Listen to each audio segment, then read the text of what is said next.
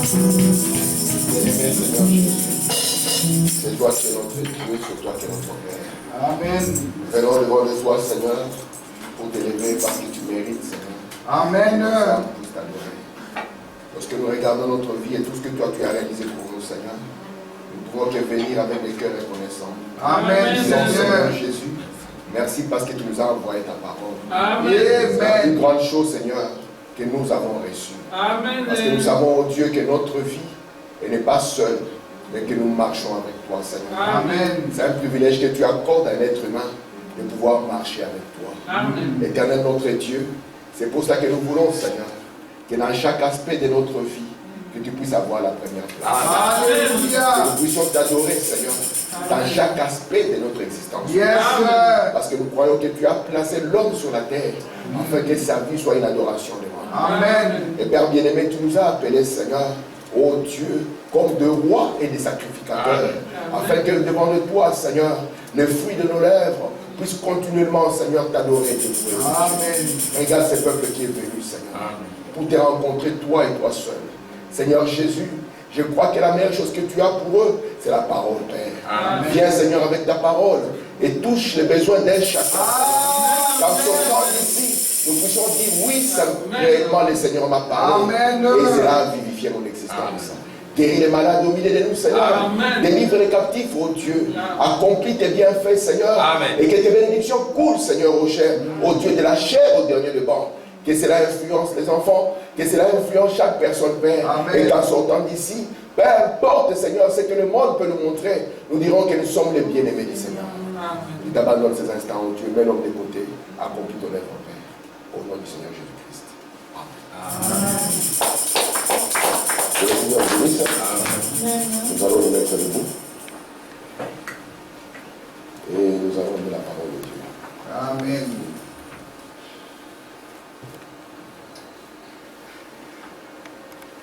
Nous allons lire la parole de Dieu, nous allons lire dans Hébreux chapitre 5.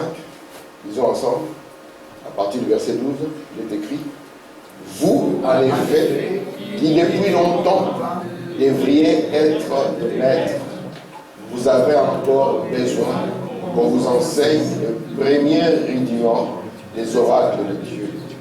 Vous en êtes venus à avoir besoin du lait et non d'une nourriture solide. Continuons le verset 13. Or, quiconque en est au lait n'a pas l'expérience de la parole de justice, car il est un enfant. Mais la nourriture solide est pour les hommes fins. Alléluia. Ce dont le jugement est exercé par l'usage à discerner ce qui est bien et ce qui est mal. Amen. Amen. Que Dieu ajoute des bénédictions à la lecture de sa parole pour le soir. Je vous salue tous au nom du Seigneur Jésus. J'espère que tout le monde va bien. Amen. Nous allons, par la grâce de Dieu, continuer l'étude que nous sommes en train de faire sur le livre d'Apocalypse. Amen. Amen. Amen. Okay, merci. Je n'aime jamais être seul là. C'est sûr que c'est l'anniversaire de frère avant. Donc nous allons lever des tablettes. Okay.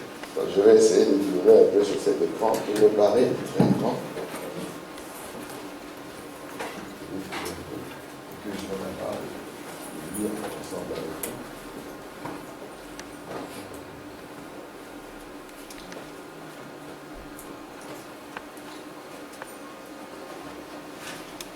Je vais laisser comme ça. Est-ce que vous voyez là? Ça paraît? Oui. Non. Non, pas vraiment.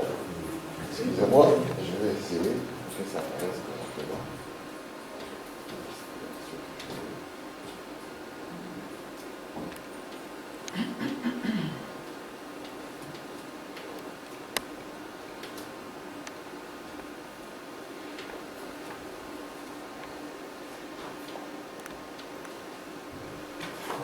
Là, c'est comment? Vous voulez que j'agrandisse encore un peu? Je vais l'agrandir encore un peu. Comme ça, nous pourrons lire ensemble. Parce que j'aime bien quand nous lisons ensemble. Quand nous lisons ensemble, cela demeure.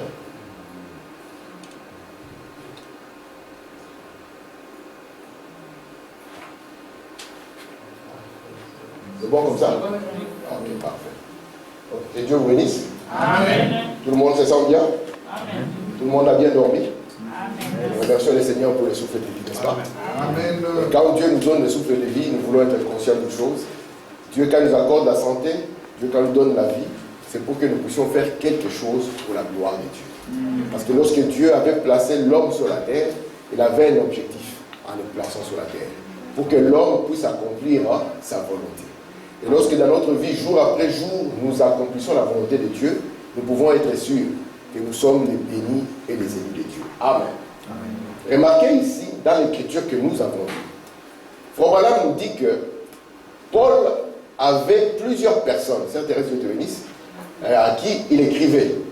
Et parmi les gens qui étaient les plus enseignés dans la parole et les plus profonds, c'était les Hébreux. Les Hébreux étaient les érudits. Et ils étaient vraiment bien formés. Et Frère Branham dit, c'est très frappant de voir que aux Hébreux, Paul parle en leur disant que vous êtes encore comme des enfants. Vous comprenez ça? Si nous avons un bébé, nous ne pouvons pas donner à ces bébés n'importe quelle nourriture. Je vais lire Frère Branham pour que nous puissions avancer. Je suis ici dans Hébreux chapitre 5 et 6, première partie. Il dit, si vous donnez de la nourriture solide à un bébé, vous le tuerez. C'est vrai. C'est pas ça, on donne la nourriture solide, le bébé né, on lui donne la semoule, on va tuer le bébé. Ah, oui. Écoutez, c'est pourquoi tant de gens disent, oh, je ne crois pas ça, et s'en vont. Toujours des bébés. Ils ne peuvent pas comprendre. Ils ne peuvent simplement pas saisir cette vérité et les tuent. L'Église devait connaître aujourd'hui des grandes et puissantes choses. C'est vrai. Amen. C'est ça, selon le programme de Dieu, la position que l'Église devait atteindre. Connaître des grandes et de puissantes choses. Mais on ne peut pas les enseigner.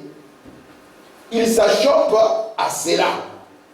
Ils ne savent qu'en faire.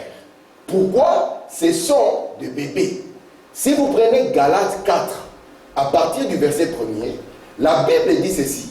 Il dit que quand un héritier est comme un enfant, ou bien qu'il est enfant, il ne diffère pas d'un esclave, malgré qu'il soit l'héritier. Est-ce que vous comprenez ça? Parce qu'il est un enfant. Alors que Dieu, ou bien son Père, lui a prédestiné de grandes choses. Mais dans son comportement, dans son intelligence, dans son être, il est un enfant. Et il n'est pas différent du serviteur. Il n'est pas différent d'un esclave de la maison. Amen. Amen. Je continue. Paul parla à ce groupe d'Hébreux qui étaient pourtant des érudits. Parce que nous croyons que Dieu nous a donné plus que les luthériens. Nous croyons que Dieu nous a donné plus que les Wesleyens. Nous croyons même que Dieu nous a donné plus que les pentecôtistes. Amen. Mais Frère Branham dit, ils étaient des érudits. C'est à ces érudits qu'il parle, bien instruits. Nous verrons cela d'ici quelques instants. Mais le profond mystère spirituel, l'Église est toujours aveuglée à cela. Il a dit, alors que c'est toi qui devrais enseigner aux autres, tu es encore un petit enfant. Et à un petit enfant, on est encore dans les rudiments. Frère Branham dit, ils ne sont même pas encore capables d'arrêter ce que l'on doit arrêter tout seul. J'ai la citation avec moi. Il dit, leur moralité est très basse. Il dit, ils sont incapables de s'habiller correctement. Ils sont incapables de se comporter correctement. Amen. Il dit, mais comment est-ce que Dieu peut les prendre et les amener à un point plus haut? Très bien. Vous comprenez ça? Amen. Ils sont incapables de s'identifier comme des croyants. Alors qu'ils sont censés être les plus instruits. Dieu, quand il les voit, c'est eux qui devaient être des maîtres, qui devaient enseigner aux autres. Amen. Amen. Et quand quelqu'un qui est en déprime les rencontre, devait obtenir encore la force. Mais lorsqu'on les regarde, c'est à qui Dieu a destiné les sceaux, on voit qu'ils ont encore besoin de se comporter comme des enfants. Vous vous souvenez de la vision de Frère Branham lorsqu'il avait vu le troisième plume, un prophète. Il avait vu qu'il essayait de lasser avec une grosse corde le soulier d'un bébé. Et Dieu lui a dit, tu ne peux pas enseigner des choses surnaturelles au bébé. Amen. Il faut que ce soit des hommes faits. Amen. Parce que lorsque c'est un homme fait, il devient différent d'un esclave. Il devient héritier de chaque chose. Est-ce que vous êtes là? Amen. Et ici maintenant, on avait posé la question à Frère Branham. Quand j'ai entendu Frère Armand dire la même chose, je me suis dit, Frère Armand, allez dans mes notes. Dans question et réponse numéro 3. Parce que je vous ai dit que lorsque nous avons un bébé, le dernier bébé que nous avons, c'est urbain, n'est-ce pas? C'est le plus jeune, hein? Officiellement. Parce que quand le bébé est dans le ventre de maman, c'est un mystère. Officiellement, c'est urbain qui est le dernier. Mais si vous remarquez, depuis qu'il est né, et ce qu'il est devenu aujourd'hui, il a fait des pas. Amen. Il commence à parler. Il marche tout seul. Pourquoi? Parce qu'il ne peut pas rester stationnaire. Et nous ne devons pas rester une église stationnaire. Amen. Nous devons avancer. Amen. Et avancer, ce n'est pas remplir les gens. Non. C'est avancer spirituellement, c'est être bâti dans la stature et dans la nature de Dieu. Amen. Si hier nous étions des enfants, aujourd'hui nous devons faire un autre pas dans le Seigneur. Amen. Si hier nous ne pardonnons pas, aujourd'hui nous devons atteindre un autre point. Amen. Parce que Frère Branham nous a dit qu'en Israël, Dieu refusait qu'un feu soit allumé 2 fois à un endroit. Amen. C'est pour ça qu'il nous a dit, comme vous avez commencé avec lui dans la justification. Parce que la personne qui avait touché votre cœur, ce n'est pas moi, c'est Dieu. Amen. Et il a touché votre cœur pour vous amener à un point. Et le point auquel il veut vous amener, c'est être un fils. Amen. Non pas un enfant, mais être un fils. Amen. Parce que dans la Bible, un fils n'est pas différent de son père. Amen. Amen. Et vous savez, la Bible dit dans Galates 4 que lorsque vous êtes un enfant, on va vous mettre sous l'éditeur. Mais lorsque vous devenez un fils, vous prenez la place du Père. Amen. C'est pour ça que Jésus pouvait dire, moi et mon Père, nous sommes un. C'est lui qui me voit, a vu mon Père. Donc nous devons arriver au point où Dieu a confiance en nous. Amen. Mais comment est-ce que nous allons croître? C'est ça la question, n'est-ce pas? Amen. Parce que nous tous, nous voulons croître. Mais comment est-ce que nous allons grandir? Parce qu'il faut que nous puissions grandir. Amen. Si nous ne grandissons pas, c'est qu'il y a un problème. Amen. Si vous avez un enfant qui ne grandit pas, vous n'allez pas le garder à la maison. Vous allez amener directement chez un docteur. Le docteur, cet enfant ne grandit pas. C'est qu'il y a une maladie qui l'empêche de grandir. Amen. Et nous ne voulons pas, année après année, on demeure dans les mêmes choses. Année après année, on est dans les mêmes réflexes. Année après année, aucun progrès. Amen. Amen. Vous êtes avec moi? Amen. Je prends la question. Frère Branham, question et réponse. Numéro 3, du 30 août 1964. Aujourd'hui, c'est le 8 septembre. Hein? C'est le 8? Oui. Ok. Rappelez-moi cette date après, hein, quand je vais parler. Je prends la question 350. On pose la question. Comment un chrétien peut-il atteindre? Donc, la personne qui pose cette question, si vous avez une église avec des questions comme ça, vous êtes sûr que vous avez des bons frères. Amen. Amen. Ici, ce n'est pas, frère Branham, comment on va faire pour devenir millionnaire? Où est le prix de pétrole, frère Branham? Mais ici, ces genres de questions, il n'y a plus. Ces genres de témoignages, il n'y a plus. Les témoignages d'aujourd'hui, c'est gloire à Dieu, Dieu m'a donné une maison. Est-ce que je mens? Est-ce que c'est mauvais une maison? Frère Branham prend l'écriture de Genèse chapitre 6. Les hommes, n'est-ce pas, ils bâtissaient. Ils achetaient, ils vendaient, n'est-ce pas? Branham dit, il n'y a rien de mauvais à ça. Quand tu as acheté, à manger. Il dit, mais quand cela devient la seule préoccupation, c'est qu'il y a un problème. Et ici, on voit un chrétien. Il a dans son cœur un désir. Amen. Quel est le désir qu'il a?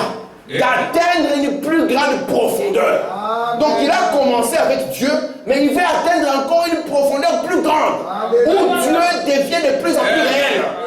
Et il pose la question à son prophète. Frère Branham, comment un chrétien, on n'a pas dit un païen, on n'a pas dit un soi-disant, il est déjà chrétien. Mais comment un chrétien peut-il atteindre une plus grande profondeur de l'amour de Dieu? L'amour de Dieu, c'est quoi? C'est l'argent. Mais Paul a parlé de ça. Qu'est-ce qui peut nous séparer de l'amour de Dieu exprimé en Jésus? Est-ce que quand nous manquons les papiers, ça signifie que Dieu ne nous aime pas? Détrompez-vous. Tout le monde qui a les papiers, ça ne signifie pas que Dieu le connaît. Alléluia. Vous pouvez manquer un papier parce que Dieu sait pourquoi. Amen. Amen. Mais Dieu vous aime. Amen. Parce que l'amour de Dieu, premièrement, consiste dans le fait qu'il sauve votre âme. Alléluia. C'est Jésus qui l'a dit. À quoi ça vous servirait de gagner le monde? Ne me comprenez pas mal. Je ne veux pas que vous puissiez être pauvres. Non. Mais je ne veux pas que vous puissiez être pauvres en esprit. Parce que l'âge de la Odyssée, c'est l'âge où il y a les grandes églises, où il y a beaucoup de gens, mais c'est l'âge où les gens spirituellement sont pauvres. Amen. Vous comprenez ça? Amen. Alors il dit, comment un chrétien peut-il atteindre une grande profondeur? Amen. Ce genre de questions ne se posent plus. Comment je vais faire pour avoir ça? Comment je vais faire pour avoir ça? Mes frères, qu'en est-il d'une grande profondeur avec Dieu? Alléluia. Amen. Branham répond. Amen. Il dit ici, lisez la parole. Amen. Et priez. Amen. Est-ce que vous avez compris? Amen. Parce que la foi vient de la parole de Dieu. Amen. La foi ne vient pas des conseils de votre tribu, non. La foi vient de la parole de Dieu. Amen. Et lorsque vous lisez la parole, vous nourrissez votre être intérieur. Amen. Vous ne verrez jamais écrit dans la Bible, je suis l'Éternel qui ne sait pas guérir les gens. Vous verrez que dans la Bible, je suis l'Éternel qui vous guérit de toute maladie. Amen. Donc, si vous êtes malade, regardez dans la Bible, lisez dans la Bible et continuez à nourrir votre foi de cela. Et priez le Seigneur. Cela va vous amener dans une plus grande profondeur avec Dieu. Mais si nous ne lisons pas, si nous ne prions pas, comment allons-nous atteindre une plus grande profondeur avec Dieu? Amen. Je parlais hier à un de mes enfants, je lui disais, une journée sans avoir lu, c'est une journée de perdu. Amen. Amen. Parce que nous devons, faut maintenant dire, de la même manière que notre être extérieur, vous voyez l'homme extérieur, si vous le mettez à un régime d'un repas par jour, il ne tiendra pas. Sous d'autres ici, on tient. Ici, on est à l'aise. Hein? N'est-ce pas? On peut commencer le matin, un petit quelque chose à 10 heures. À midi encore, vers 16 heures, et puis le soir, un petit thé avant de dormir.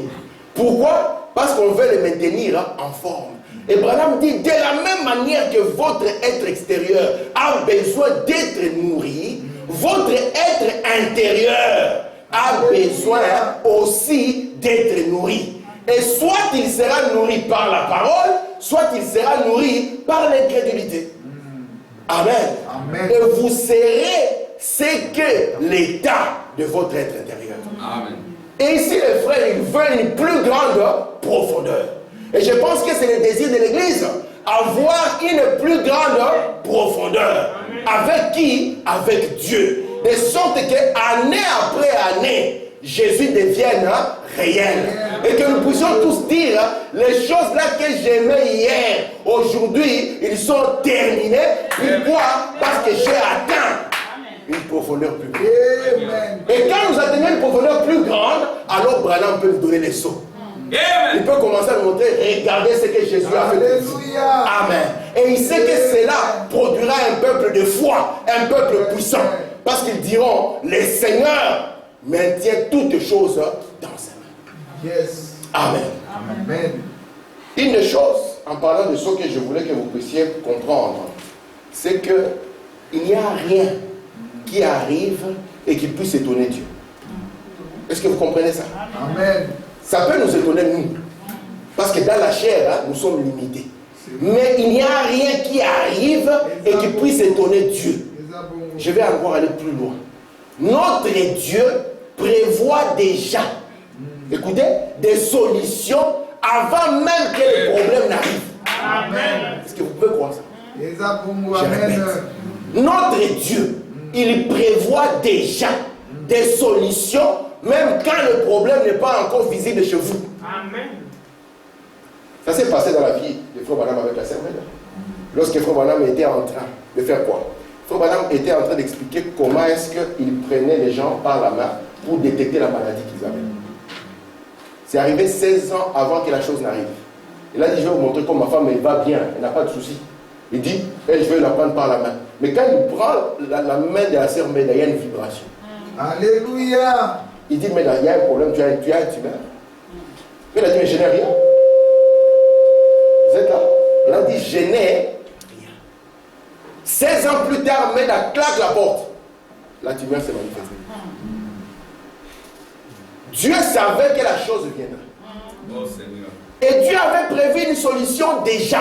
Amen. Et si nous entrons dans la profondeur avec Dieu, nous serons capables de faire confiance en Dieu. Amen. À n'importe quelle circonstance. Même quand la chair nous met pression, on est stressé. Et au fin fond du cœur, on dira, je sais que le Seigneur est là. Mais s'il n'y a pas de profondeur, on va trouver même un frère dans la maison d'un marabout. Je vous dis, aujourd'hui, c'est possible. Avec le papier qu'on dépose à la boîte. Tu vas un jour prendre, tu le mets de côté, on ne sait jamais. Et quand le problème devient paroxysme, tu tires le papier. Tu appelles monsieur maître, je ne sais qui. Nous devons avoir confiance en Dieu. Amen. Amen. Chaque personne qui a marché avec Dieu, Dieu l'a amené au point où il devait avoir confiance en lui. Amen. Amen. Nous devons le croire. Vous savez ça?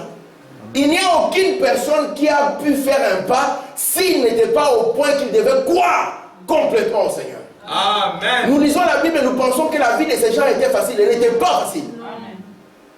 Parce que la vie d'un homme, vous pouvez la dire simplement en 3 pages. Mais vivez ce qu'il a vécu chaque jour. Soyez avec Abraham. Lorsque Dieu lui dit que toi, tu seras le père des multitudes. Et chaque jour, Abraham qui demande à sa femme, est-ce que ça va? Est-ce que le bébé a? Non, il dit rien. 10 ans, 20 ans. Et nous allons dire que nous sommes la postérité d'Abraham, dit Frère Branham. 22 ans. Donc il y a un bébé qui était né. Alors que papa Abraham commençait ses témoignages. On dit, le papa là, il est toujours dans ses histoires. Restez dans vos histoires aussi longtemps que c'est une révélation de Dieu. Le monde ne le comprendra pas. Mais un jour, votre confiance, Amen, montrera au monde que Jésus est vrai. Toutes les personnes qui ont cru en Dieu ont dû prendre une position. Et c'est pour ça que vous ne pouvez pas prendre cette position si vous ne lisez pas la parole et si vous ne priez pas. Amen. Si quand il y a un réunion ici, vous êtes tranquille chez vous, c'est qu'il y a quelque chose qui ne va pas. Il faut qu'il y ait quelque chose dans votre cœur qui vous dise, frère, allez écouter la parole. Parce que c'est comme cela que Dieu va vous tirer dans la profondeur. Comment vous allez vaincre le diable si vous ne connaissez pas la parole? Par quoi vous allez le vaincre? Par quoi? On vous a dit qu'on empêche les sorciers d'entrer dans une maison par une feuille comme à la porte. Qui vous a dit ça? La Bible dit qu'un royaume, le royaume du diable, c'est un royaume divisé. Mettez du sel, comme nous quand on était enfants, on disait mettez un gros bassin. C'est comme si on le mettait seulement ça. Parfois quand les parents dormaient, on disait on va protéger la maison, mettez des bassins. Que les parents ne sont pas au courant, nous on protège la maison. Mais on était tellement... Il y avait plusieurs portes chez moi. Chez moi, quand j'ai grandi, j'avais 5 ou 6 portes autour de la maison. Mais on allait seulement à la porte principale. Nous devons entrer en profondeur de l'amour de Dieu. Pour que nous ne soyons pas des enfants. Pour que nous puissions être des hommes faits. Alléluia. C'est ça les gens que Branham a produit. Amen. Je vais vous donner un exemple. Un jour, il y avait des frères de l'église de frère Branham. Ils étaient quelque part. Un homme est tombé et l'homme est mort. Est-ce que vous comprenez la situation? La personne, la vie est partie. Quel serait le comportement de nos frères aujourd'hui? Sérieusement. On appelle l'ambulance, on s'embrasse, on se donne les condoléances et on part. Les frères, ils ont vu la personne mourir. Et la même chose s'est répétée il n'y a même pas 6 mois au Branham Tabernacle. Ça s'est répété il n'y a même pas 6 mois au Branham Tabernacle. Il n'y a même pas 6 mois, ça s'est répété au Branham Tabernacle. Quand les frères ont vu ça, frère Branham dit, ils étaient enseignés à croire. Amen. Amen. Ils étaient enseignés à faire quoi? À à quoi? Ils ont dit, avant que vous puissiez l'amener, laissez-nous prier. Amen. Il dit, ils se sont mis autour, ils ont prié, la personne est revenue. Amen. Au Branham, c'est arrivé. Un frère était venu écouter la parole, il a fait une crise cardiaque, il était mort. Les médecins sont venus, il n'y avait plus de... On a commencé à faire quoi? Les gens ont prié. Dieu a ramené. Notre Dieu est capable de cela. Mais si vous ne lisez pas la parole, comment vous allez le savoir? Comment vous allez le découvrir? Si vous ne lisez pas la parole, vous allez essayer d'apprendre, vous allez essayer de prendre des substituts à la place de l'original. Amen. Vous êtes les héritiers des bénédictions de Dieu. Ce que Jésus a écrit dans la Bible, c'est pour vous. Est-ce que vous me comprenez? Amen. Il y a plus de 600 promesses dans la Bible qui sont pour vous. Mais un enfant n'est pas conscient. Vous comprenez ça? Amen. Je vous donne un exemple. Je pense que nous tous ici, personne n'a fait l'armée. Il y a quelqu'un qui a fait l'armée? Ok. Disons que nous tous, on n'a pas fait l'armée. Si on prend les armes et on nous remet les armes, on donne un revolver à la sœur Cindy, une Kalachnikov à la sœur Linda, sœur Thérèse, on lui donne une lance-roquette, et à chacun une arme. Si on nous laisse ici pendant 1 heure, vous allez trouver que des cadavres ici. Parce que chacun va vouloir essayer. Il met l'arme comme ça, il essaie et il tire sur un frère sans le vouloir. Mais quand on prend les gens, avant qu'on puisse mettre quelque chose d'aussi dangereux, on va les former. Amen. Quand c'est au Congo, on leur donne un morceau de bois. On leur dit, ces morceaux de bois, c'est votre prolongement. Là où il est, c'est là où vous êtes. Là où ça dort, donc on ne peut pas vous l'arracher. Et on va lui apprendre que ce qu'il va avoir dans sa main a une puissance. Et une puissance sans caractère et démoniaque. Et on va commencer à lui donner maintenant un caractère pour accompagner cette puissance. Vous êtes avec moi? Je suis dans mon... Je n'ai pas commencé ma leçon. Hein? Ça, c'est l'introduction. C'est Linda. Un jour, Frère Branham est dans la réunion. Il y a 2 jeunes gens qui viennent. N'est-ce pas? Et 2 jeunes gens, ils commencent à s'embrasser dans la réunion. J'ai lu le témoignage d'un frère qui était derrière. Frère Branham les a regardés. La voix de Dieu lui a dit, prononce la parole. Ce que tu vas prononcer, c'est ce qui arrive. Si tu dis mort, on va venir les ramasser et ça sera fini. Le frère là, il dit, j'ai senti ça. Et j'ai prié dans mon cœur. Si Branham les condamne à mort, son ministère est terminé. Ils étaient là. On leur disait, mais vous ne pouvez pas vous comporter comme ça. Et puis cette atmosphère est venue autour de Branham. Il les a regardés. Et il leur a dit quoi? Lecteur de la parole. Je vous pardonne. Je vous pardonne. Amen. Amen. Et cela a eu un impact terrible sur la vie. Imaginez un peu que Dieu nous donne cette capacité de prononcer la parole. Surtout quand on nous met en colère. Parce que là, Branham ce n'était pas quand il était bien. Hein. Là, c'était sous pression. Imaginez que ça arrive ici dans cette église. Maintenant, quand on met en colère, nous avons la puissance de prononcer la parole. Et on va vider les églises. Vous savez que Moïse, on le poussait à bout. On poussait tellement Moïse à bout que même Dieu lui-même perdait patience. Et Dieu disait, Moïse, Armand, écarte-toi. Et je vais génocider cette église. Moïse pouvait dire, oui Seigneur, les frères là, ça fait 42 ans qu'ils me causent des problèmes. Ça a commencé en Égypte. Mais Branham dit, Moïse s'est jeté dans la brèche. Il a dit, Seigneur, avant ces génocides, commence par moi. Je ne veux pas être témoin d'une telle chose. Toi, tu ne nous as pas sortis du désert pour nous tuer, de l'Égypte pour nous tuer dans le désert. Tu nous as sortis pour nous donner un pays. Seigneur, est-ce que tu as oublié ta promesse? Amen. Amen. Mais ce que Dieu a résolu de faire, il le fera toujours. Amen. Au lieu de les génocider en une fois, il a commencé par les génocider en fil indien. Parce qu'il avait compris que c'est un peuple qui ne voulait pas monter à la hauteur du prophète. Et il lui a donné une génération qui pouvait monter à la hauteur du prophète. Amen. Et cette génération-là a possédé le pays. Yes. Si nous, les frères du message, nous ne voulons pas être sérieux, Amen, Dieu ne manquera jamais de témoins. Mais je pense que Dieu nous appelle dans le message pour que nous puissions être sérieux. Amen. Et pour que nous ne soyons pas que des enfants. Qu'on nous apprenne comment une soeur doit s'habiller. Sœur, qu'est-ce que tu as en toi? Quand tu te mets à tes minutes et que tu te sens bien. Frère Madame dit, il y a même des habits qu'on ne pourrait même pas porter dans sa propre chambre. Amen. C'est le prophète qui dit. Mais quand on en est toujours là à expliquer à une soeur qu'une soeur doit s'habiller comme ça, qu'un frère doit s'habiller comme ça signifie que nous sommes encore dans le rudiment.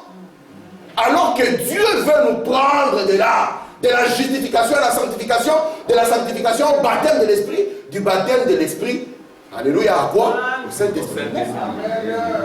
C'est ça la position que nous devons avoir. Est-ce que vous êtes là? Amen. Gloire à Dieu. Amen. Toutes les personnes matures qui ont reçu Jésus, elles sont devenues une bénédiction, même pour leur famille. Est-ce que c'est faux? Amen. Qui a délivré Israël? N'est-ce pas Moïse? Il n'était pas devenu une bénédiction pour sa famille. Est-ce que vous savez que Rahab, la prostituée, est devenue une bénédiction pour sa famille? Amen. Alors si nous devons devenir une bénédiction pour notre famille, ça signifie que nous devons monter au niveau de Dieu. Et là, nous serons capables de devenir une bénédiction. Est-ce que vous êtes là? Alléluia. Donc nous devons lire et faire quoi? Prier. Et le mercredi, les portes sont ouvertes pour que vous puissiez chacun venir déposer vos poids. Amen. Je vais vous dire une chose. Dans les soucis, il n'y a pas de vertu. Amen. Mais dans la prière, il y a une vertu. C'est pour ça que Jésus a dit, vous tous qui avez des soucis, venez constamment. Faites comme la femme là qui venait devant le juge unique. Il dit, je reviendrai devant lui jusqu'à ce que. Et voilà, il dit, nous devons prier jusqu'à ce que. Est-ce que ça va? Amen. Maintenant, entrons dans les sauts, n'est-ce pas? Nous avons laissé les histoires des enfants aux enfants. Et nous allons entrer dans les sauts. Merci Seigneur. Frère Madame nous dit ici dans la brèche entre les 7 âges et les sauts. Frère Samuel, la leçon ne sera pas finie aujourd'hui. J'avais une très bonne leçon. Je suis au paragraphe 249. Frère Madame dit ici, toute la création est maintenant dans sa main. Est-ce que vous comprenez toute la création? Est-ce que vous faites partie de la création? Vous êtes dans sa main. Je continue. Tout le plan de la rédemption est scellé par ces 7 sceaux mystérieux dans le livre qu'il a pris. Maintenant, suivez attentivement. Lui seul, est-ce qu'on a dit c'est un pasteur? On a dit que c'est un docteur. On a dit lui seul peut le révéler à celui à qui il veut. Ce n'est pas moi qui révèle la parole. Vous êtes là? C'est Dieu seul qui peut révéler cela à qui il veut. Amen. Vous comprenez? Ok. Maintenant, j'aimerais bien éclaircir ceci. On va s'entrer dans les sauts. 7e saut. Paragraphe 29. Chaque fois que j'en arrivais à l'un de ces sauts, tout ce que j'avais déjà cru à ce sujet et que j'avais lu chez d'autres personnes était contraire à ce qui m'était donné dans la pièce. Maintenant, comme nous voulons recevoir ce que Frère Branham a eu dans la pièce, excusez-nous, ça risquera d'être contraire à ce qu'attendent nos frères luthériens, pentecôtistes et presbytériens. Amen. Pourquoi? Ce n'est pas de l'orgueil, parce que nous avons reçu quelque chose que Dieu a donné dans la pièce. Amen. Amen. Est-ce que vous êtes là? Amen. Amen. Merci Seigneur. Je continue. Maintenant, dans les livres scellés de 7 jours, qu'est-ce qu'il y a? Puis, il y a là-dedans, le livre d'Apocalypse, il y a là-dedans 7 églises. Apocalypse 1 à Apocalypse 3. 7 fléaux. Prenez Apocalypse chapitre 16, vous verrez cela. 7 sceaux. Apocalypse chapitre 6 jusqu'à Apocalypse chapitre 8. 7 trompettes. Apocalypse 8, verset 2 jusqu'à Apocalypse 9, 21. Eh bien, une trompette représente une guerre. Un son, un mystère qui se dévoile. Et un fléau, c'est ce qui suit chaque guerre. Qu'est-ce qu'une trompette? Une trompette, c'est une guerre, ou bien c'est les troubles politiques qui amènent une guerre. Frère Mao, qu'est-ce qu'un sceau? Un sceau, c'est un mystère que Dieu dévoile. Amen. C'est quoi un fléau? Un fléau, c'est ce qui suit chaque guerre. Vous comprenez comment? Branham est en train de définir chaque chose. C'est clair jusque-là? Amen. Maintenant, je vous ai dit que lorsque nous parlons du plan de la rédemption, j'ai lu beaucoup de citations là-dessus. Je vous ai dit, le plan de la rédemption, on peut l'appeler de différentes manières par rapport au groupe auquel il est destiné. Lorsque le plan de la rédemption est destiné à l'Église des nations, on appelle ça les âges de l'Église. Lorsque le plan de la rédemption est destiné à Israël, on appelle ça les trompettes. Amen. Lorsque le plan de la rédemption est destiné à la terre, nous allons appeler cela les malheurs ou les coupes. Vous comprenez ça? Amen. Parce que Dieu, quand Adam est tombé, il devait aussi non pas simplement ramener Adam, mais ramener aussi son héritage. Amen. Vous comprenez ça? Parce que nous avons vu que racheter signifie ramener la chose dans sa vraie position. Amen. Vous êtes là? Amen. Donc, quand nous ne sommes pas dans notre vraie position, ça signifie que nous ne sommes pas rachetés. Et même la terre le sait. C'est pour ça que la terre soupire. Vous comprenez ça? Elle soupire parce qu'elle veut voir Adam être ramené, afin que cela soit la condition pour elle aussi d'espérer d'être ramené. Amen. Mais comment vous, un frère, vous êtes en dehors de votre position et vous êtes à l'aise? Ça signifie qu'il y a un souci. N'est-ce pas? Le fils prodige est sorti. La colombe aussi est sortie de l'arche. Est-ce qu'ils sont devenus à l'aise? Non. Ils devaient sentir quelque chose. Un chrétien, s'il quitte la parole, même s'il fait semblant, il y a quelque chose qui doit le poursuivre. Amen. Et vous me dites, cette chose a commencé à vous poursuivre depuis que vous êtes enfant. Vous êtes là? Un chrétien, même s'il fait semblant, il ouvre sa bière, il met là, il fait semblant, il la mousse le plus possible, quelque chose à l'intérieur lui dira, frère, ce n'est pas ça. Ce n'est pas ça la vie de l'homme. Amen. Il y a une position plus grande. Amen. Amen. Vous êtes là? Amen. Mais si vous êtes tranquille, la première bière, la deuxième bière, 10 ans plus tard, toujours dans la bière, 20 ans, nous quand on vous regarde, on a un gros doute. On dit non, il est dans sa position. Lui, parce que ce qui peut être ramené, c'est ce qui était dans la bonne position au début. Mais si vous étiez déjà dès le début une œuvre de condamnation sur laquelle la malédiction était déjà écrite, c'est normal que dans les œuvres de malédiction, que vous puissiez vous sentir à l'aise. Amen. Amen. Vous êtes là? Amen. Parce que c'est comme cela, les chrétiens du début, quand ce message est venu, ils battaient les gens. Les gens, s'ils faisaient quelque chose de mauvais, ils étaient prêts à tout faire pour réparer la chose. Amen. Ils étaient prêts à tout faire. Amen. La honte, on s'en fout. Amen.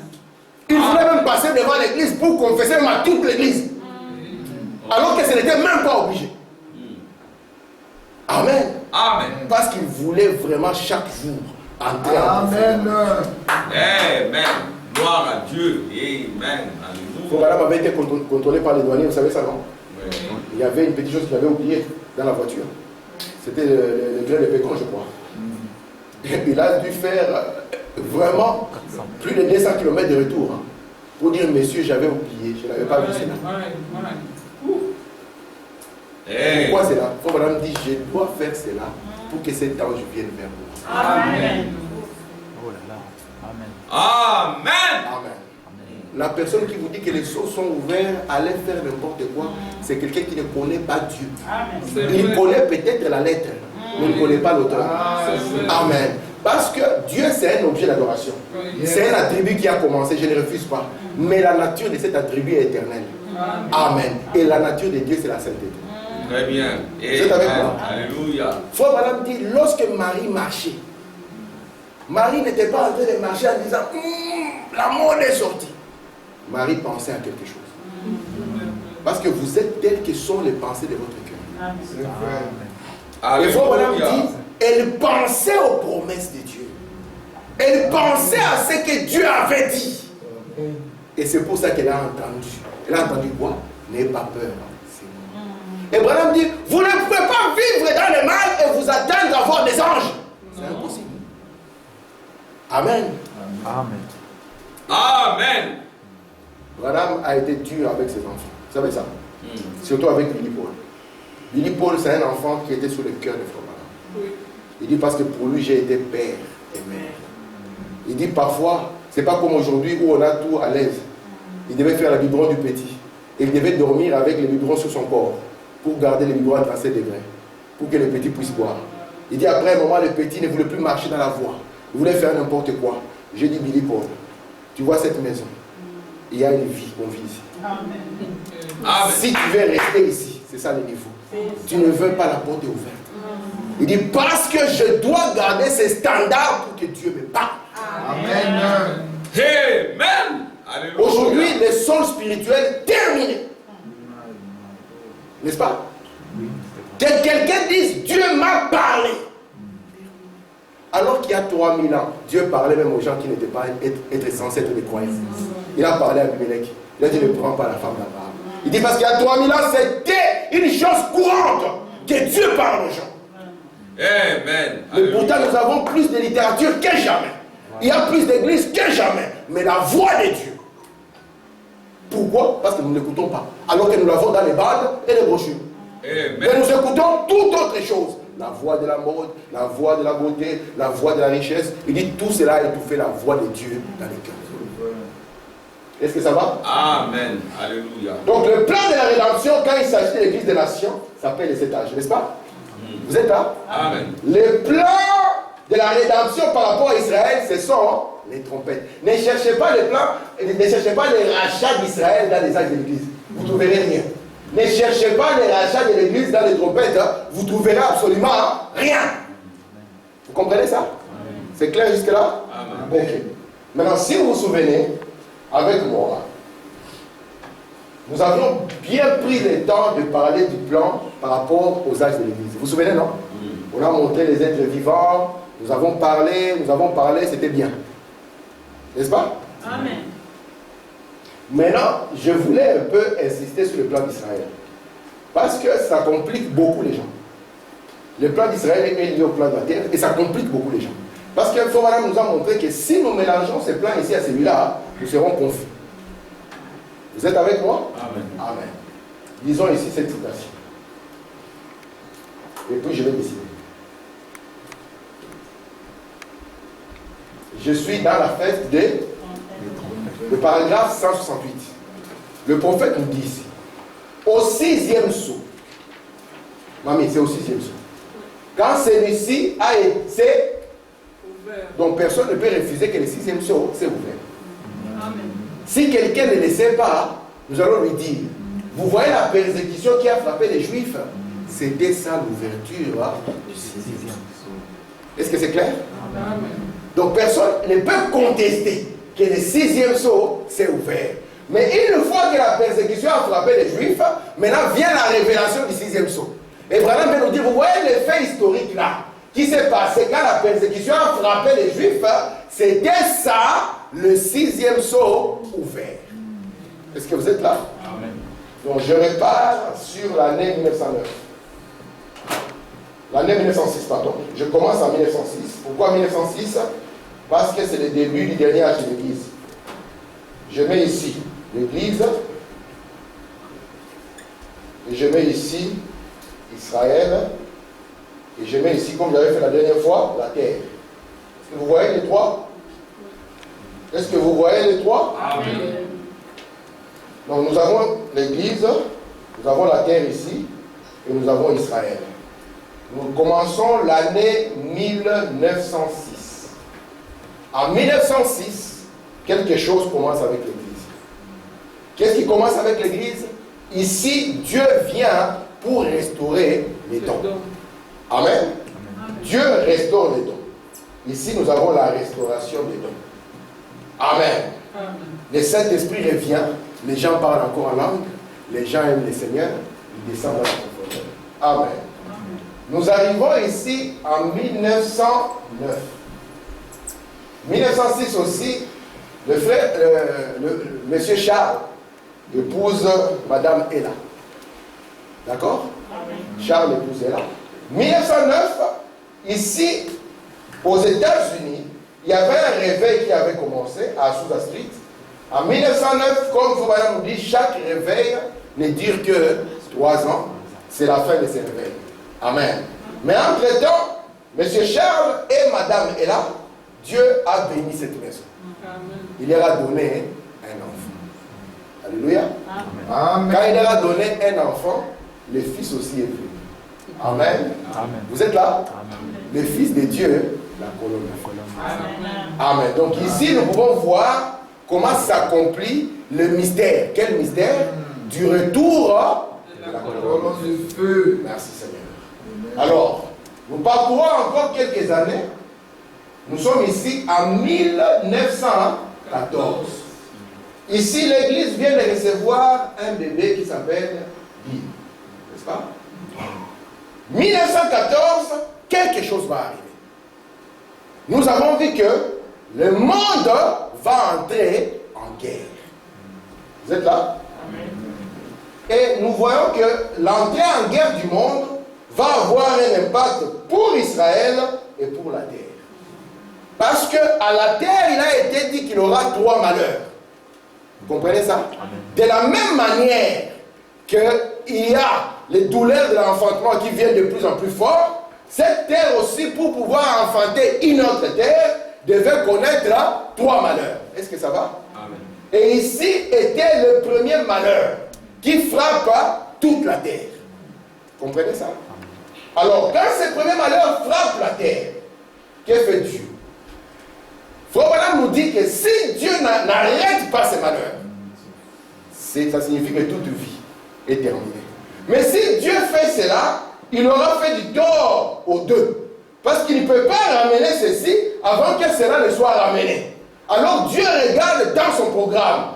Est-ce que l'Église a quitté la scène? Non. Il regarde. Est-ce qu'Israël se trouve dans sa terre? Non. Alors qu'est-ce que Dieu dit? Arrêtez. D'accord? Mais le premier malheur s'est déclenché ici. Et Branham, maintenant, par rapport à Israël, ici, Frère Branham nous dit, depuis cette première guerre mondiale, les Juifs n'ont plus eu la paix. On a commencé à leur mettre la pression. Vous êtes là? Amen. Et je vous ai dit que ce premier malheur sera relié aux 5 premières trompettes. Vous vous souvenez de ça? Pourquoi cela? Si vous regardez les 5 premières trompettes, vous verrez les mêmes signes qui sont accomplis et qui étaient accomplis au temps où Dieu faisait sortir qui? Israël de l'Égypte. Est-ce que ça va? C'est Dieu qui prépare maintenant Israël à quitter l'Égypte pour pouvoir retourner chez lui. Mais quand Dieu regarde, il dit, il faut d'abord aussi que l'Église puisse quitter la scène. Et nous arrivons ici en 1918, n'est-ce pas? 1918, qu'est-ce qui se passe? La première guerre mondiale est arrêtée. N'est-ce pas? Est-ce que ça va jusque-là? Le jeune homme est toujours un petit enfant, mais il commence à grandir, n'est-ce pas? Dit d'ici quand la première guerre s'arrête, il a 9 ans. Vous savez que Frère Branham voulait aussi aller à la deuxième guerre mondiale. Oh, il voulait aller servir le pays. On lui a dit, toi, tu iras entre toi. On l'a laissé de côté. Amen. Regardez maintenant.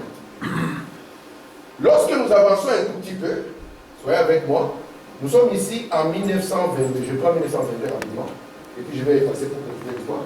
Lorsque nous arrivons en 1922, quelque chose va se passer. Au niveau de la politique du monde.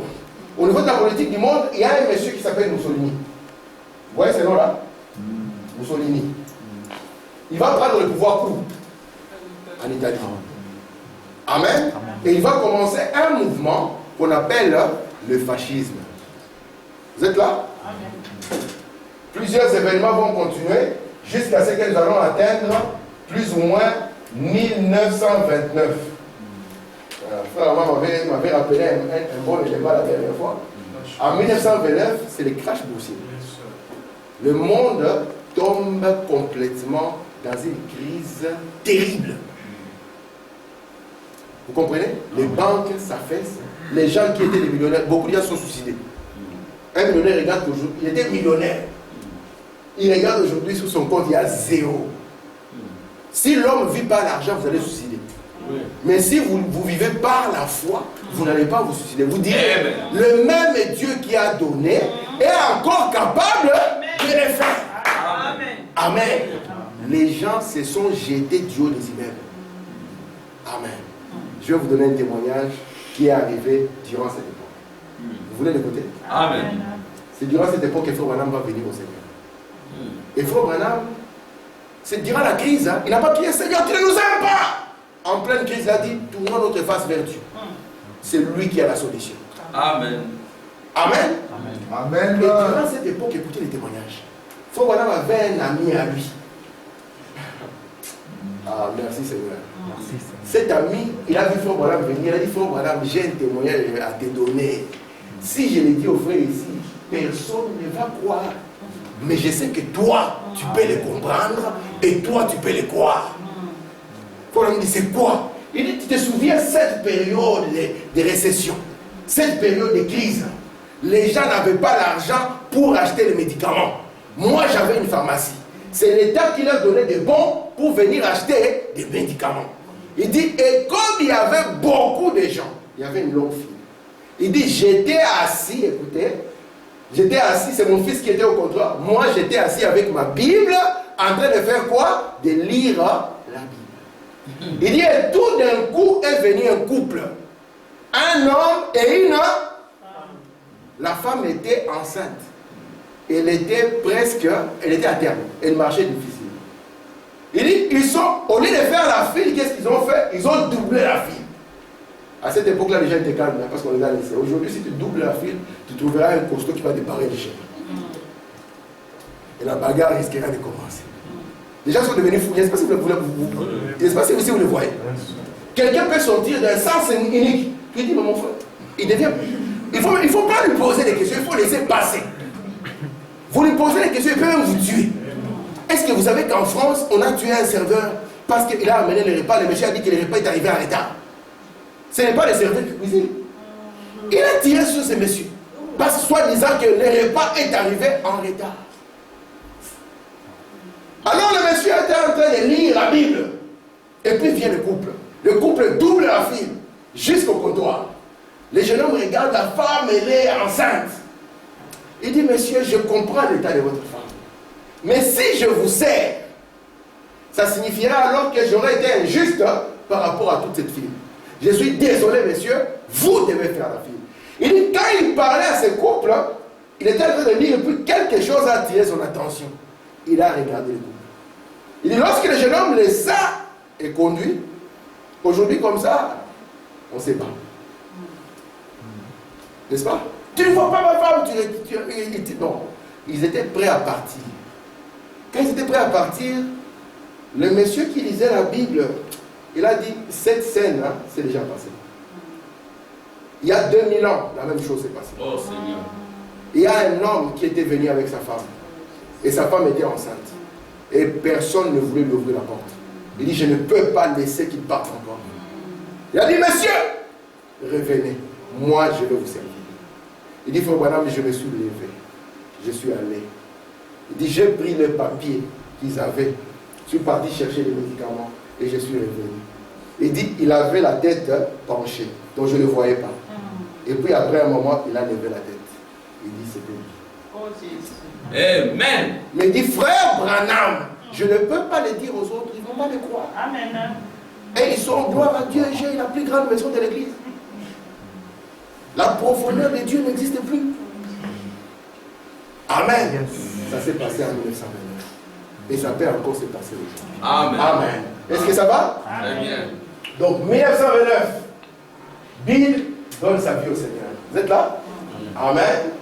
Et Frère Branham dit, j'ai commencé à prêcher vers 1930, 1931. D'accord? Il commence à prêcher. Il a rencontré un jeune homme fervent, un pasteur qui a la foi. Non pas un péreux, mais un pasteur qui a la foi. Amen. Amen. Ce pasteur s'appelait comment? Merci beaucoup. Oral Davis. Vous êtes du message? Amen. Vous êtes du message de vous. Amen. C'est comme quelqu'un qui vient à Bruxelles qui ne connaît pas la Tour Eiffel.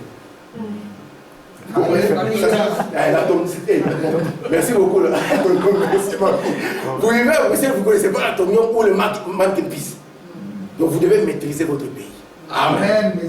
Parce que ce message est pour vous. Amen. Yes, sir. Et pour vos enfants. Amen. Regardez maintenant. 1930, 1931, Frère Bill commence à prêcher, n'est-ce pas? Nous avons compris qu'ici, pour Israël, Dieu avait commencé quelque chose. Jusque-là, la pression, elle est croissante sur Israël. Les Juifs ne se sentent plus à l'aise. Les accusations commencent tout doucement, n'est-ce pas? Et nous arrivons ici en 1933. Vous êtes là? 1933, après que Mussolini a commencé à Rome, ce n'est pas par hasard qu'il a commencé à Rome. Mussolini n'a pas commencé à Bruxelles, ni au Congo. Il a commencé où? À Rome. Après Rome, il y a un autre monsieur qui sort. Il s'appelle Adolphe. Vous êtes avec moi? Il vient avec un programme clair. Lui, il ne cache pas ses intentions. Il dit, vous voyez ces juifs ici. Dans peu de temps, vous n'allez plus les voir. Parce que moi, je vais les exterminer. On dit, mais non, il y a la démocratie, ça protège le peuple. Il a dit, non, moi, je vais en finir avec eux. Personne ne le croyait, n'est-ce pas? Vous êtes là? Mais en 1913, quand il y a un monsieur qui rentre en scène, il y a aussi un jeune homme qui est en train de baptiser. N'est-ce pas? Il arrive à une 17e personne. Alléluia. Et une étoile descend. Il ne voit pas. Commissionne ces personnes. Avec un message de préparation. Regardez ça, l'esprit. Avec un message de préparation. De préparer les gens. Pourquoi? Pour la venue. Est-ce que ça va jusque-là? Et cette même année, le jeune homme Bill, parce que Bill est le nom de Dieu à l'église. D'accord? Le jeune homme a cette vision. Cette vision d'une grande importance. Est-ce que vous comprenez ça? Amen. Il a quoi? Cette vision d'une grande importance. Alléluia. Merci Seigneur. Allons plus vite. Pour que nous puissions nous en sortir. Plus vite. Regardez maintenant. Nous avançons encore. Nous tombons en 1939. N'est-ce pas? Déjà à cette époque, 1933, il y a un monsieur qui est le représentant du pape. Le représentant du pape ici, il vit en Allemagne. Il est venu voir Hitler. Vous comprenez? Ah. Et c'est lui qui était le nonce apostolique, qui est le représentant du pape, parce que le pape était un président. Beaucoup de gens ne savent pas, le pape c'est un président. Donc quand on appelle le président, il a aussi le droit de venir. Parce qu'il y a un petit pays qui s'appelle le Vatican. C'est un pays, ça a des passeports. Amen. Et maintenant, il a aussi ses ambassadeurs dans chaque pays. On les appelle les nonces apostoliques. Ce sont les ambassadeurs du pape. Vous comprenez ça? Alors, celui qui était nonce apostolique, il va devenir pape. Vous comprenez ça? Nous allons voir pourquoi. C'est pour ça que si vous lisez la 5e trompette, on vous dira qu'il est tombé, n'est-ce pas? Et que le puits de l'enfer va s'ouvrir. Quand le puits de l'enfer va s'ouvrir, va monter les souterrains. Gardez cela à l'esprit. D'accord? Est-ce que vous êtes là? Amen. Et ici, par rapport au monde, le monde va entrer dans la deuxième guerre mondiale. Vous êtes là? Amen. Et la deuxième guerre mondiale est liée à la 6e trompette. Est-ce que ça va jusque-là? C'est clair, non? Amen. C'est clair ou pas? Amen. Merci. Donc on peut lire un peu pour mon âme. J'ai encore 10 minutes. Ça va, mes 10 minutes là? Je peux les prendre, hein? Amen. Merci. Regardez. Regardez notre frère Branham. Moi j'aime beaucoup frère Branham. Amen. Moi j'aime beaucoup frère Branham. Donc moi si quelqu'un commence à ingérer frère Branham, vous pouvez ingérer frère Branham, moi je vais dire non, c'est un ignorant. Il faut avoir pitié de lui. Mais si vous touchez frère Branham, je vais venir. Je vais dire là on ne touche pas. Tu seras anéanti. Ne fais pas ça. Amen. Amen. Regardez, si tu n'es pas d'accord, tu as le droit de dire je ne suis pas d'accord. Vous savez, un jour, il y a une journaliste qui était venue dans les réunions de Branham. Il était payé pour écrire un mauvais témoignage. Et Branham a parlé à cette femme. Il lui a dit, vas-y, écris ce que tu veux. Il n'y a pas de problème. Mais sache que quelques instants avant ta mort, tu écouteras ma voix. Tu l'écouteras bien vivement. Quelques instants avant ta mort, tu écouteras ma voix. Amen. Branham dit, cette femme était intelligente. Elle est partie. Les papiers déchirés et collés. Parce qu'à cet instant-là, il n'y a pas de groupe. À cet instant-là, il n'y a pas d'amis. À cet instant-là, vous êtes devant une réalité. Soit vous êtes avec Dieu, soit vous n'êtes pas avec Dieu. Amen. Amen. Donc, Abraham a toujours. N'est-ce pas? Nous aimons Bill, n'est-ce pas? Amen. Et Dieu a dit ceux qui t'ont aimé. Alléluia. C'est Dieu qui lui a dit. Amen. Maintenant, regardez, nous allons prendre la Bible parce que pour vous montrer que Frère Branham, c'est un prophète là, qui a tiré son enseignement de la Bible. Il dit ici, entre le 6e sceau et le 7e sceau, s'est passé l'appel des 144 000. Or, c'est là que s'insèrent ces trompettes. Exactement. La persécution et les chevaux sont déliés là. Je vais vous montrer ces points. Pour que vous compreniez. Ça va vous faire du bien. Lorsque vous prenez votre Bible, vous allez remarquer que tous les sceaux sont dans les chapitres 6 d'Apocalypse, les 6 premiers. Si vous prenez tous les chapitres, vous verrez qu'on parle du premier jusqu'au 6e sceau. N'est-ce pas? Maintenant, regardez. Ici, nous avons le chapitre 6. Et si nous prenons le chapitre 6, à partir du 12e, 13e verset, nous allons atteindre le 6e sceau. Chapitre 6 d'Apocalypse. D'accord? Et le chapitre 6 d'Apocalypse, le dernier sceau qui est donné, c'est le 6e. Si vous arrivez jusqu'à la fin, vous verrez qu'on ne fait que décrire le 6e sceau. D'accord? Maintenant, dans la logique des hommes, le chapitre 7 devait donner quoi? Le 7e sceau. Mais qu'est-ce que Dieu fait? Dieu, il fait quoi? Au lieu qu'il mette le 7e sceau dans le chapitre 7, il met autre chose. Il va dans le chapitre 8, le verset 1er, il place là le 7e sceau. D'accord? Mais si vous prenez dans le chapitre 7, vous allez voir là-bas le 144 000. Et Branham vous dit, prenant la Bible, entre le 6e et le 7e sceau est l'appel des 144 000. Or, Israël, pour qu'il s'unisse, ou qu'Israël soit appelé, sa rédemption, c'est quoi? C'est les trompettes.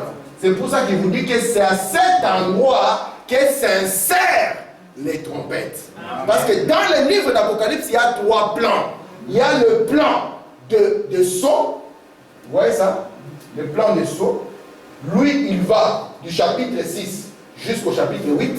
C'est là où vous allez trouver les sceaux. Et vous allez voir qu'entre le chapitre 8 et le chapitre 6, il y a le chapitre 7 qui vous parle des 144 000. Est-ce que ça va? Amen. Maintenant, nous prenons un deuxième plan. Nous prenons le plan des trompettes. Le plan des trompettes dans votre Bible. La première fois qu'on va vous parler des trompettes, vous serez dans Apocalypse chapitre 8, verset 2. Vous comprenez ça? Verset 2. Et le chapitre 8 va vous parler des 5 premières trompettes. Donc le chapitre 8 finit avec la 5e trompette. Est-ce que ça va? Yes. Ça va jusque là? Amen. C'est avec qui? Ah, merci. Merci beaucoup. Amen. Regardez. Maintenant, si vous prenez le chapitre 9, le chapitre 9, verset 1er, vous parle de la 5e trompette. Si vous arrivez maintenant au chapitre 9, verset 13, si j'ai bonne mémoire, va vous parler de la 6e trompette, n'est-ce pas? Et le chapitre 9 se termine. Donc, dans la logique des hommes, qu'est-ce qu'ils devaient avoir? On devait avoir le chapitre 10 qui devait nous parler de la 7e trompette. Mais ce n'est pas le cas. Nous avons un chapitre 10 qui est là. Au lieu de parler de la 7e trompette, il ne parle pas de la 7e trompette. D'accord? Et nous allons maintenant dans le chapitre 11. Et c'est le chapitre 11 qui va maintenant nous parler de la 7e trompette. Est-ce que ça va jusque-là?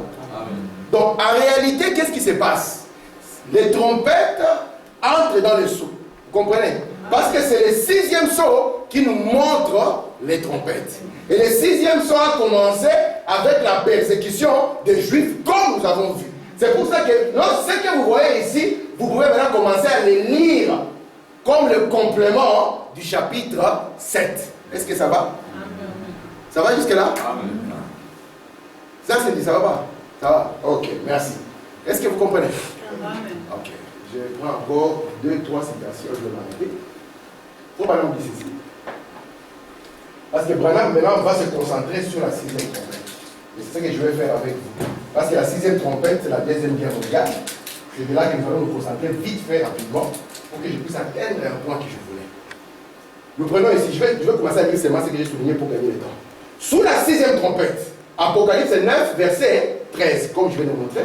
Sous la 6e trompette, notez bien, 200 000 cavaliers qui avaient été liés sur le fleuve Euphrate ont été déliés sous la 6e trompette. Voilà, on continue. Vous voyez, c'était des chevaux spirituels, des démons spirituels, des chevaux de bataille qui avaient été liés sur l'Euphrate toutes ces années. Des démons surnaturels. Regardez maintenant. Qu'est-ce que c'était? Quand la 6e trompette sonne, mais qu'est-ce que c'était? Regardez maintenant. L'ancien empire romain était ranimé. Donc, il vient de se réveiller. Écoutez, la persécution des Juifs. Aujourd'hui, c'est quel jour? Le 8 septembre. Le 8 septembre de l'an 1970, c'est là où le temple avait été détruit. Vous comprenez?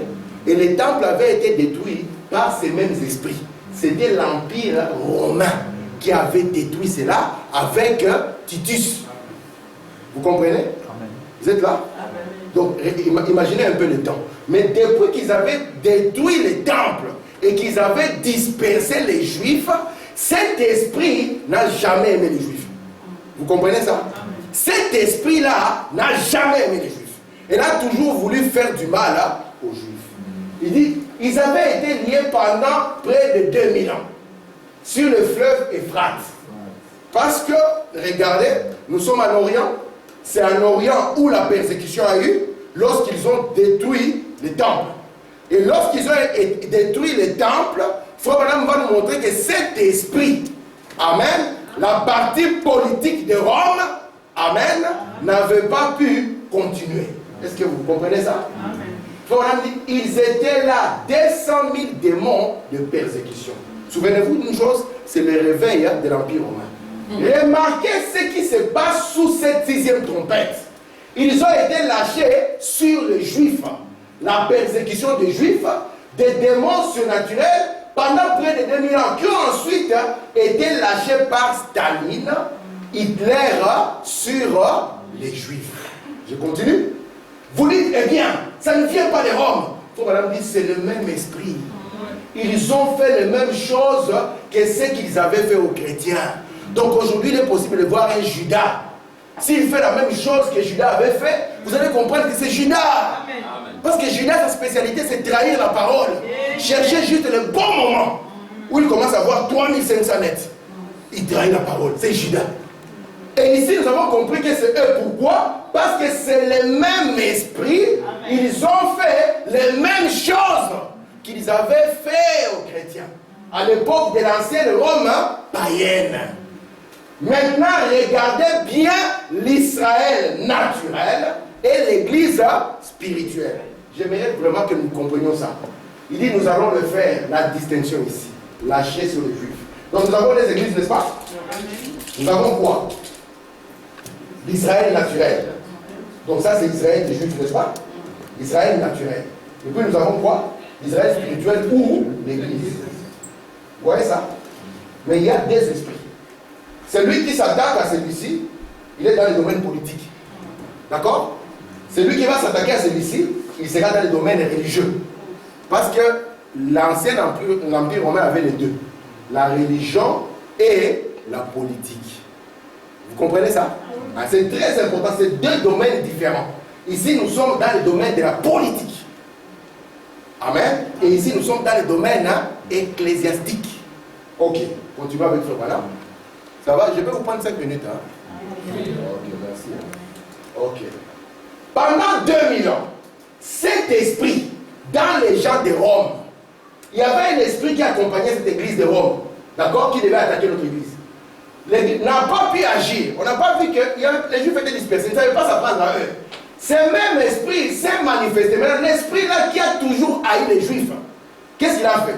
Au lieu qu'il se manifeste dans le pape de Rome, lui ne pouvait pas appeler à la mort des Juifs. Parce qu'il doit porter les habits blancs. il ne peut pas appeler contre les Juifs. Mais il y a un esprit qui est sur lui. Alors cet esprit va chercher quelqu'un qui habite la même ville. Amen. Il va tomber sur qui? Sur Mussolini à Rome, les dictateurs. Donc on continue. Donc il a lâché sous cette sixième psaume ces 200 000 démons spirituels qui ont commencé d'abord à Rome. Parce que c'est là où ça vient. Et puis en Allemagne avec Hitler. Remarquez dans la Bible, ils n'ont jamais reçu le pouvoir. Ce sont les 10 rois dont la Bible parle, n'est-ce pas? Amen. Ou bien les 10 corps que tu as vus sont 10 rois qui n'ont pas encore reçu le royaume. N'est-ce pas? C'était des dictateurs. On va voir leurs conséquences plus tard. Remarquez, nous voyons que ce pouvoir naturel, ici il s'agit d'un pouvoir naturel. Est-ce que vous êtes avec moi? Amen. Ici il s'agit d'un pouvoir politique. Et Frère Branham dit, j'ai la citation, les hommes politiques sont des marionnettes dans les mains de Dieu. Il dit, il en fait comme il a fait depuis les débuts. Nebuchadnezzar était une marionnette dans les mains de Dieu. Pharaon était une marionnette dans les mains de Dieu. Hitler était une marionnette dans les mains de Dieu pour que Dieu accomplisse son plan. Amen. Écoutez, remarquez, nous voyons donc ce pouvoir naturel. Dans le naturel, contre une nation naturelle qui? Qui? On n'a pas dit non. Qui? On n'a pas mangé. Israël a été délié là. Nous sommes en 1939, n'est-ce pas? 1939. Qu'est-ce que cela a fait? Il est allé faire la guerre et comme il a assassiné et persécuté. Ok? Regardez. Regardez maintenant. Je reviens à la citation que nous avons lue au début. Maintenant, je rajoute la partie que je voulais. Au 6e jour, quand celui-ci s'est ouvert, la persécution a frappé les Juifs de façon libérale. Et voici la persécution qui vient sur le plan. Donc ce que vous voyez ici, ça sera le type de ce que vous allez voir ici, mais dans le domaine ecclésiastique. Est-ce que c'est clair? Amen. Ça va devenir de plus en plus clair, vous serez étonnés. Je vous montre. Regardez. Maintenant, dans le domaine ecclésiastique, il faut me dire, j'espère que Dieu vous ouvrira les yeux sur ceci maintenant. Je suis conscient que ceci ne s'adresse pas seulement à cette église. Ok. Mais l'intention de Branham n'est pas de laisser. On continue. Maintenant, dans le domaine, quel domaine? Ecclésiastique. C'est ouvert. Donc le domaine ecclésiastique, c'est la persécution sur l'église. Ça s'est déjà ouvert. À partir de quand? Et qu'est-ce que le réveil naturel de l'ancienne Rome? C'est la persécution des Juifs. Lorsque nous voyons Mussolini s'élever, lorsque vous voyez Hitler s'élever, c'est ça le réveil de l'ancienne Rome. Et ce réveil-là va entraîner quelque chose dans le domaine ecclésiastique. Je peux continuer? Amen. Il dit, la Rome païenne, laquelle s'est lancée sur les Juifs. Elle a toujours été l'ennemi de ceci. Les lions avec ses dents, ils écrasaient tout. Rome a toujours été l'ennemi de Dieu. Il a été dénié. Le même esprit par les dictateurs du monde. En effet, le système religieux, lui, était encore retenu. Vous voyez? Vous comprenez ça? Et voilà qu'il a été délié. Donc il y aura une persécution ecclésiastique et ici une persécution naturelle. On peut continuer? Amen. Eh bien, qu'a-t-il fait? On va voir par la ruse comment il s'est introduit par des flatteries. Qu'est-ce qu'il a fait? Il est en train de faire venir sur eux deux les conseils écuméniques protestants des églises. Comme l'esprit de l'antichrist. Il les mène où? À la boucherie. Exactement comme il avait fait à l'autre. Vous voyez comment il a mené les Juifs de l'an 70 à la boucherie. Il doit mener d'autres personnes où? À la boucherie. Il dit à quelle heure? À l'heure de l'appel de l'épouse. J'ajoute encore une citation. N'est-ce pas que c'est bon, hein? Amen. Il dit comment? Lâcher dans l'église. Quoi ça? Est-ce qu'il a dit le naturel? Non. Non, c'est lâcher dans l'ecclésiastique et c'est dans l'esprit. Je continue. Lâcher sur quoi? Pas sur les dénominations. Il veut étouffer l'épouse. Sur l'épouse. Mais ici, vous allez les saisir. L'épouse ne connaîtra pas cette période-là. La Bible dit que non. parce qu'elle va connaître le mystère de l'enlèvement. On avance encore. Écoutez. N'est-ce pas étrange? Soyez avec moi, vous allez comprendre. Parce qu'on a dit qu'il va venir par la ruse. Vous voyez par la ruse. Maintenant, écoutez maintenant. N'est-ce pas étrange? Je m'arrêterai à cette pensée. Je ne peux pas plus loin que cette pensée. N'est-ce pas étrange que juste avant que, quand quelqu'un devenait pape, avant Paul VI, aucun pape ne pouvait quitter Rome. Vous comprenez ça? Le pape, prenez l'histoire, hein. Le pape ne quittait jamais Rome. Il restait à Rome. Maintenant, quelque chose est arrivé. Le pape devait traverser maintenant.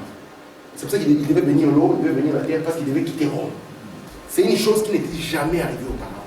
Écoutez, n'est-ce pas étrange que juste avant que le pape n'effectue son voyage pour Jérusalem, maintenant il veut aller à Jérusalem, la lune dans les cieux s'est complètement obscurcie. Il faut maintenant nous donner un autre sens par rapport au sens auquel vous êtes habitués. Regardez. Juste quelques jours avant qu'il n'effectue son voyage, il vient aussi ici. Donc après là-bas, il va venir ici. Vous savez, vous voyez, eh bien, cela n'a jamais été connu. Oh, Branham. Cela n'a jamais été connu. Vous voyez, mais qu'est-ce que cela montre? Vous voulez savoir ce que ça montre? Amen. Ou bien j'ai dit que Dieu bénisse et nous rentre. Comme ça, nous mangeons. Non. Il fait ceci pour gagner. Vous voyez le mot? Il fait ceci pour gagner la communion. Les gens l'attendent après, mais il avait déjà fait ça. Pour gagner quoi? La communion. Je continue. C'est la suite de la citation. Comme les jours après qu'il est arrivé à Jérusalem, il a rencontré la hiérarchie grecque. Qu'est-ce que cela reflète, dit Frère Branham? Il dit la communion. Les protestants et le catholicisme se joignant ensemble. Je continue. Chose qu'ils sont en train de faire et qu'ils feront pleinement.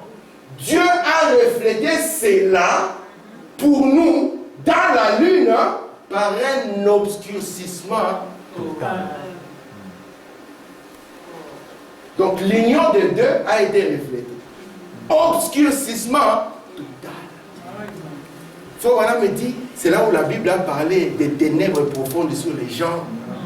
C'est pour ça que les églises sont devenues des lieux de ténèbres profondes. Oh, Seigneur. Écoutez, je termine par cette écriture, soyez avec moi, c'est ici que nous allons développer la suite. Regardez, nous avons le sceau, n'est-ce pas? N'est-ce pas? Amen. Nous avons la trompette. Amen. Et puis nous avons la coupe, n'est-ce pas? Amen. Et la coupe, qu'est-ce qu'elle a? Elle contient les fléaux. Lorsque la coupe est déversée, les fléaux frappent. Et nous avons vu cela à la fin de la Première Guerre mondiale, comment la grippe espagnole a frappé. Maintenant, regardez. Frère Branham me dit, lorsque le sixième sceau s'ouvre, sonne la sixième trompette et est déversée la sixième coupe. Et si vous vous souvenez, quand la sixième trompette s'est ouverte, qu'est-ce qui s'est passé? La Bible nous a dit que 200 000 cavaliers qui étaient liés où? Sur le fleuve Euphrate. Vous vous souvenez le mot? Euphrate. Ont été déliés. Regardez maintenant ce qui se passe avec la sixième coupe. Le sixième versa sa coupe sur les grands fleuves. Vous voyez encore? L'Euphrate revient encore. Parce qu'il faut que l'Euphrate puisse tarir pour lâcher les esprits. Alléluia. Le sixième versa sa coupe sur le grand fleuve Euphrate et son eau tarit. Afin que les chemins des rois, ils viennent de l'Orient, furent préparés. Regardez la suite maintenant. Verset 13, c'est sur ça que je vais vous montrer ce qui va arriver aux deux. Et ça va vous faire du bien. Verset 13. Je vis sortir de la bouche du dragon, de la bouche de la bête et de la bouche du faux prophète. Il faut madame dire, il y a deux trinités. L'ancienne et la nouvelle trinité. L'ancienne trinité, c'est Père, Fils et Saint-Esprit. Il faut madame dire, voici la nouvelle trinité. Vous avez les dragons, vous avez la bête et vous avez les faux prophètes. Et regardez ce qui va sortir. Je vis sortir de la bouche du dragon, de la bouche de la bête et de la bouche du faux prophète. Trois esprits impurs. Semblables à quoi? À des démons. Ce sont ces esprits des démons qui font ces prodiges, qui vont vers les rois de toute la terre, afin de les rassembler pour le combat du grand jour du Dieu Tout-Puissant. Écoutez, voici, il dit maintenant lui-même, voici je viens comme un voleur. Est-ce que vous commencez à voir la correspondance des choses? Voici je viens comme un voleur, c'est Jésus qui vous parle de l'enlèvement. D'accord? Voici je viens comme un voleur, et heureux celui qui veille et qui garde ses vêtements, afin qu'il ne marche pas nu. Vous voyez ça? Et qu'on ne voie pas sa honte. Ils les rassemblèrent dans un lieu appelé en hébreu Armageddon. Que le Seigneur vous bénisse. Et là, comme le temps est parti, que nous devons manger, nous allons mettre les